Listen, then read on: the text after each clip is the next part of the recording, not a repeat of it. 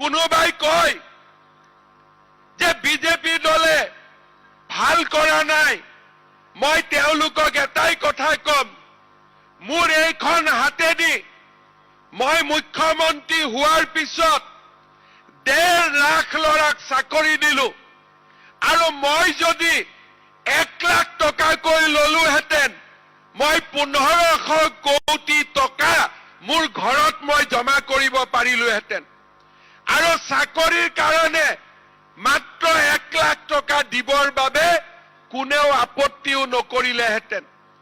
কিন্তু আজি চাকৰি কোনে পায় অসমত? ঠেলাৱালাৰ ল'ৰা, ৰিক্সা চালকৰ ল'ৰা, গাঁৱৰ বিধৱা মানুহৰ ল'ৰা, আৰু কষ্ট কৰি কাম কৰি ঘৰৰ আধা পেটত খাই স্কুললৈ যোৱা দুখীয়া মানুহৰ পৰিয়ালে আজি অসমত চৰকাৰী চাকৰি পায়। যি চাকৰি যোৱা কালিলৈ আমি কল্পনা কৰিব পৰা নাছিলো, আজি তেনেকুৱা পৰিয়ালৰ ল'ৰা ছোৱালীয়ে চৰকাৰী চাকৰি পায়। APSCত বহি থকা অজগৰক লৈ আহি আমি চিৰিয়াখানাত তালা মাৰি বন্ধ কৰি দিলো, যাতে কোনো দুখীয়া মানুহৰ টকা তেওঁলোকে খাব নোৱাৰে। ইয়াৰ ফলত কি লাভ হৈছে?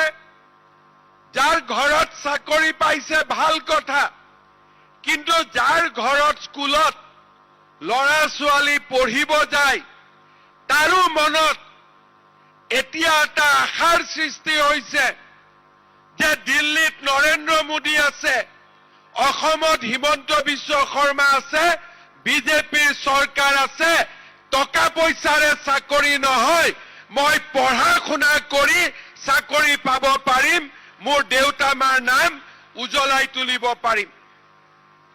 আজি যিসকলে আমাৰ চৰকাৰক সমালোচনা কৰে তেওঁলোকক মই এটা কথা কব খোজো যে যোৱা 75 বছৰত কোনো মুখ্যমন্ত্ৰীয়ে ৰাজনীতিৰ পৰা দূৰত গৈ এটকাও টকা হাতত নোলোৱাকৈ চৰকাৰী চাকৰি দিব পাৰিছিল, এই কথা অসমৰ ইতিহাসে নকয়।